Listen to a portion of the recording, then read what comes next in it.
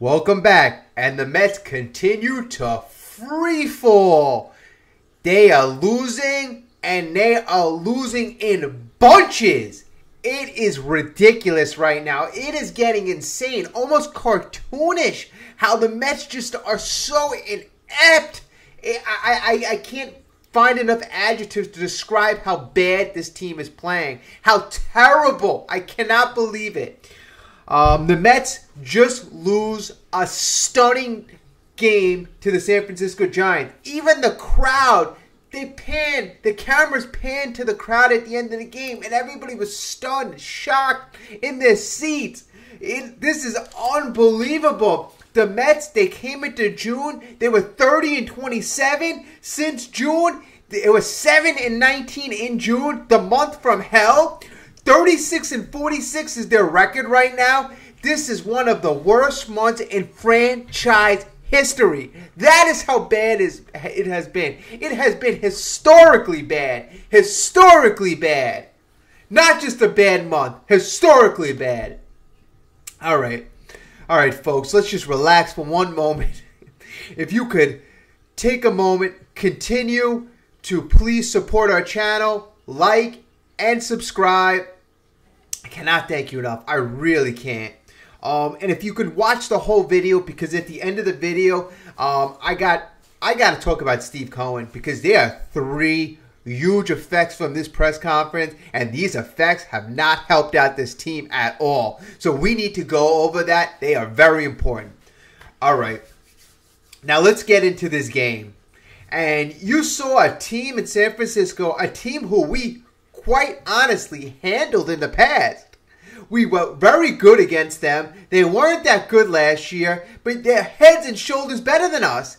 And you can see it starts with the defense. Their defense, their outfielders were making plays. Their team was succinct. They played like a unit. We were sloppy. And it started with, I believe it was the first inning or top of the second inning. A ball was hit to Jeff McNeil, double play opportunity, and it was a slow turn. And led to the San Francisco Giants scoring their first run, and that stood out to me. You got to make that play. You're a major leaguer. Then, we're going to get to it. That 8th inning, another 8th inning from hell. What the heck is it with these 8th innings? No matter who's pitching, it's 8th inning from hell after 8th inning from hell. You cannot make this up.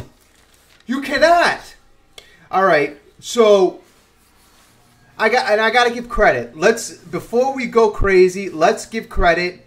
Carlos Carrasco, great job. A guy like this, 4th or 5th starter, goes 5 innings, only surrenders 5 hits, 2 earned runs, 6 strikeouts. His slider was moving. He had guys chasing the ball.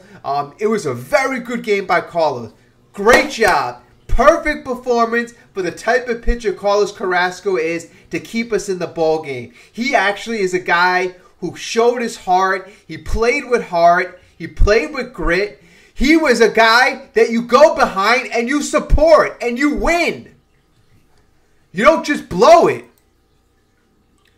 All right, so let's just go to the top of the first inning. And let's start off.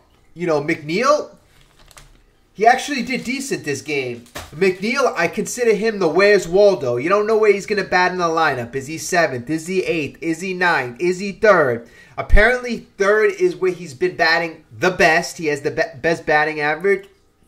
But there's a big problem with Jeff. A big problem. Yes, he had a good game today. He had 2 doubles. He hit the ball decently hard. He had a couple RBIs.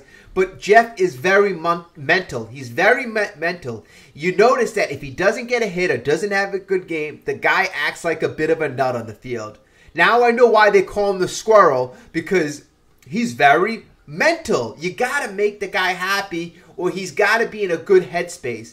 The guy should definitely speak to somebody if he's not speaking to somebody. I wish him all the best, but come on, get your head in the game all the time, all right? You got to move on from your last at-bats, move on from your last game, and go forward. You're a professional major leaguer. Yeah, yes, I'm getting on him, even though he had a couple hits. I mean, he's throwing the bat head out there, and maybe that's what he has to do to be successful. But I didn't like the fact that he still wasn't making flush contact. When he's still lunging, when he hits these balls, he's lunging at the ball. You know, this is not a formula to be successful in the long term. So I just want to keep that in mind. I have an idea with the lineup. I really do. And I'm just going to go over this real quick. If you can give me your opinion, I'd appreciate this. Let's get this spark going, and I'm going to get to the game. But you know what? I'm going to save the lineup talk to after the game. I don't want to mix things up. Okay, so the bottom of the first inning, Jeff McNeil got us going. RBI double. Yay. Lindor scores, and almost Lindor slid in home plate and almost missed home plate. Come on, that would have been ridiculous.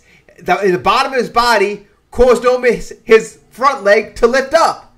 Luckily, the tag, and it was a good tag, luckily the tag was just late. All right, that would have been another horrific play. All right, in the bottom of the first inning, Pete Alonso started off with another strikeout, and Pete's another one. You know, I know he mentioned in the post game that this has been his worst month of his entire career. But I gotta say, Pete, I appreciate the fact that you came back. But if you're hurt, you shouldn't have came back.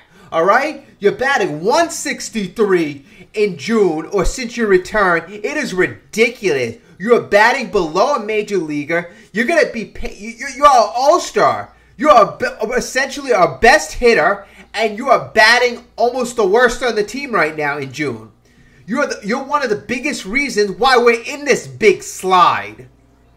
All right? And I'm a big Pete Alonso fan. I don't think I've ever said a negative word about him. But the fact of the matter is the guy's not acting like a leader on and off the field. And the play that he made in the 8th inning is unacceptable. Unacceptable. If your bat's not going to be in the game, your glove better damn well be. And we are still going to get to that 8th inning from hell. All right. I mean, we're still in the first inning. So Alonso strikes out right off the bat. Vogelbach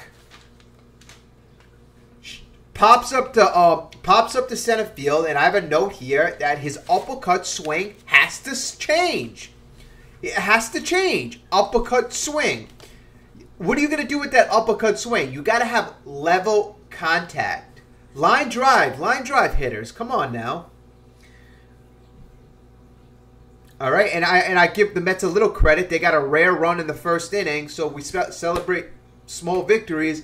But we'll go to the top of the second inning, and Carrasco struck out a first batter in Bailey.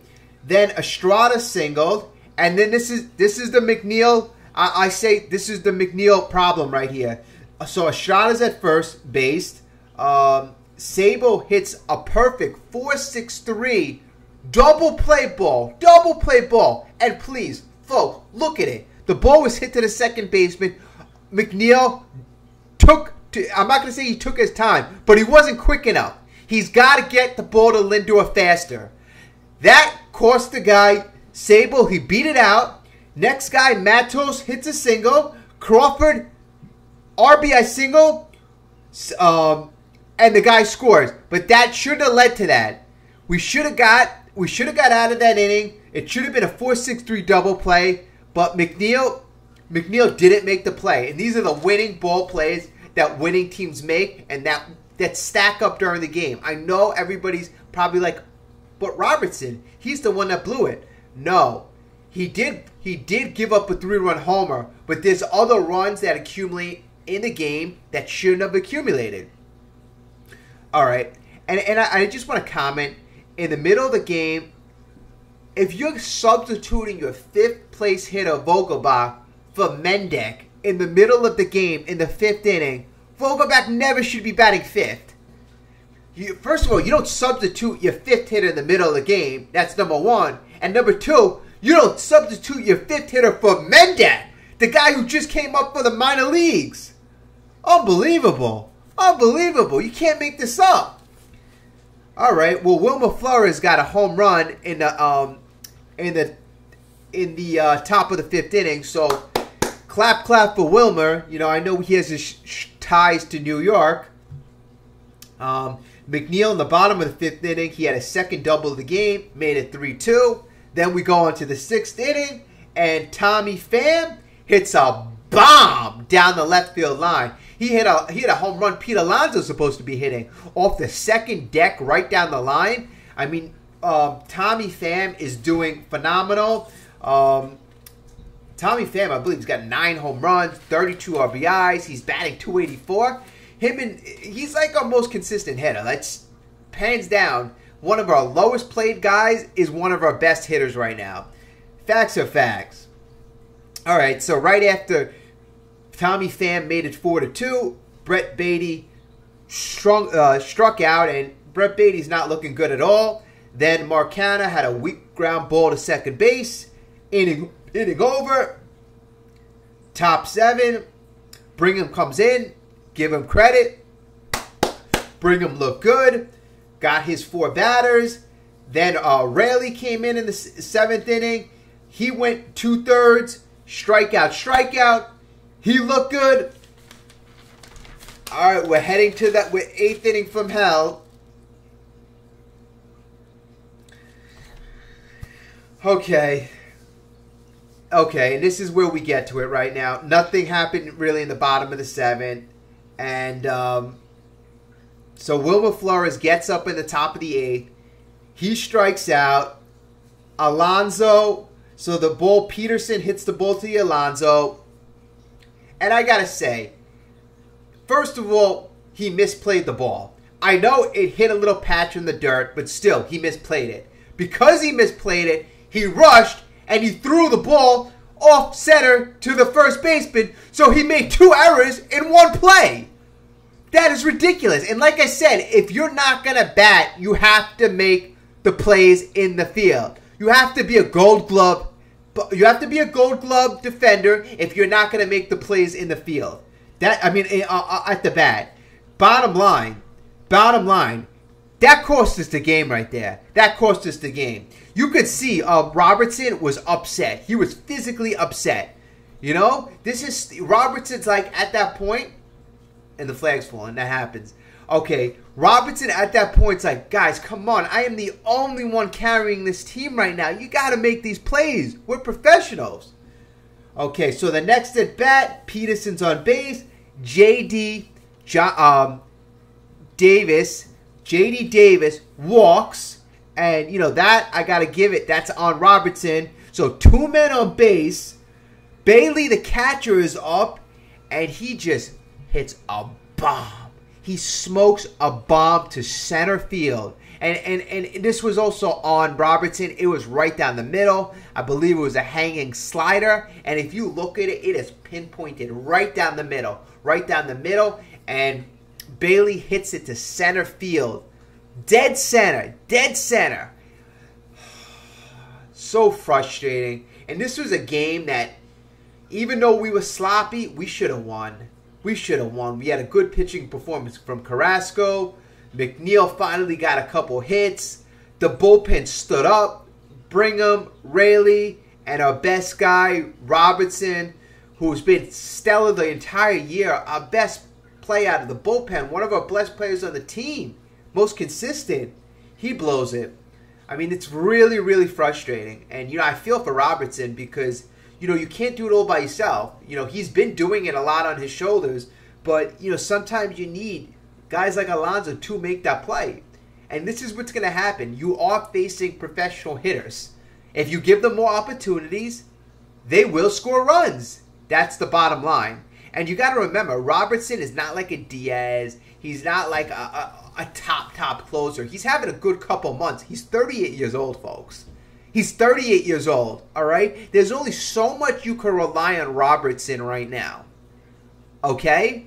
So, yes, he's a good player, but if you give 4 or 5 outs to the other team, they will capitalize. Bottom line. Okay, we'll go to the 8th inning, and our New York Mets, maybe they'll respond, right? Well, you couldn't have been more wrong. Besides Tommy Pham, the bottom of the 8th inning was a bust. And again, there goes our flag. Everybody's probably wondering why I don't put tacks up. I can't put tacks in the wall, so I got to get better tape. Okay, so bottom of the 8th inning, there was absolutely no response. No response from the New York lifeless Mets. Go to the 9th inning. Besides the Yermy walk, no response at the plate. Marte gets thrown out at second base, which is a no-no. A big no-no. I know what he's trying to do. Obviously, he's trying to get in scoring position. But you cannot get thrown out. You cannot get thrown out. You hear? You cannot get thrown out. There's no way you can get thrown out. Okay? And I believe we made our last 33 stolen base attempt. And this is the one where we get thrown out. And then the end of the game, everybody was confused at the Brandon Nimmo swinging strike. That's when the crowd was panned and everybody was really confused. We just look so pathetic. We do. Are we a major league team or are we a AAA team? Because what's the excuses right now? These are professionals. These are professionals. And they are playing worse. They are playing worse than minor leaguers. Worse than minor leaguers. The record that I mentioned before, 7-19? 7-19 in June? For $360 million payroll? And I know, I'm trying, we're lacking talent. We didn't go into the season as much, and we didn't go into the season with as much talent as was led to believe. Okay, and that's another story. We were sent down a road like we have all the talent in the world, but we were short guys going into the season in the bullpen. The bullpen wasn't fully... We didn't have a full bullpen. All right? We were 2 or 3 guys short from a good bullpen. We didn't have a good lineup. Past the number 6 hitter, we were short 2 or 3 guys in the lineup. We don't have a DH. How do you not have a DH? The National League put a DH in last year. We've had 2 years to find a DH. We don't have one? What's the excuse? You have $360 million to do something and you're not doing it. Now, I was supposed to get into this Steve Cohen stuff, but this video is going very, very long. And, I think I'm going to have to keep it to another video. But, I just, you know what? For everybody who stuck around, I'm going to say it real quick. Guarantee Steve Cohen's mistakes, number 1. Guaranteeing Buck's job, mistake number 1. You could have maybe internally inside your head, all right, I know I'm not going to hire Buck, but you don't tell everybody else. The players, they know his job is safe now. They're not going to go out and play for Buck. They're like, the guy's job is safe. He's good. He's great. Steve Cohen, he's not proving to be a man of action. I thought he was going to be a man of action. He's just letting this stuff slide in front of him? What are they, 0-3 since he made that conference? That did nothing to motivate that team. If anything, it made everybody comfortable. Unbelievable. Unbelievable. Okay, number 2 mistake from Steve Cohen. Epler and Cohen did nothing to address the problems with the lineup. There are glaring issues with this lineup. I heard Epler talking about the bullpen nonstop. Edwin Diaz excuse nonstop. I heard him talking about the rotation not performing. I didn't hear him mention enough about the lineup. You have your stars not performing. McNeil, Alonso, Marte. Your stars you're paying a lot of money to. $20+ million each of these players. McNeil, I know he's not making 20, but he's making a good deal of money. And these guys are not performing. And it's just a shame, it's a travesty that you have Daniel Vogelbach as your number 5 hitter. That was a big acquisition last year at the trade deadline. Then at the trade deadline last year, we get ripped off by Darren Ruff. That was one of the worst trades I've ever seen in my entire life. This team it's disgusted. We're disgusted. And the number 3 mistake that Steve Cohen made is I know he's a billionaire. I know he has more money than probably any of us watching this. But other teams value $1. Other teams make $1 or $1 million go far. If you can't stretch $360 million or $400 million, whatever you're playing with the luxury tax, and that's not enough, that's a problem. And your nonchalant attitude about, oh, the money's already spent. Okay. You spent it wrong. That's a problem. This nonchalant attitude, you got to have guys, okay, maybe Steve Cohen's a billionaire, but have guys under you that value your money, because Billy Epler is not. He's taking advantage of you and your money. He's going to capitalize and get better trade packages. Yes, we're going to get better value back on our trades, but come on. You're paying $360 million. Be a man of action right now. Don't let this front office do things. And I know he's trying to attract talent. I know. And that's where I feel like he's being held back from being the guy who he is. But the guy right now is not inspirational. He's not motivating the team. He's not instilling pressure on the guys he should instill pressure on. There goes the flag. All right, clap, clap. It's not a video if the flag doesn't fall down. Okay. All right. Well, we're gonna end it right there. When the flag goes down, we usually end our videos. It's very disappointing. If you're just as disappointed as me, click the like, subscribe. If you're not a Met fan, I appreciate you being here. I really do. Especially if you stayed this long. You definitely have to like and subscribe. You definitely have to. All right? All right. Not too much more I could say. Not too much more I could say. Very, very disgusted. All right. I will talk to you soon. I will say what I always say. It can't get any worse, but it probably will. It probably will. This is going to be an interesting trade deadline. Oh, we're going to start doing live streams now.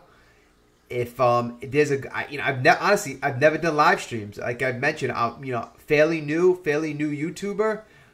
If there's like a time that's good for people, drop that in the comments.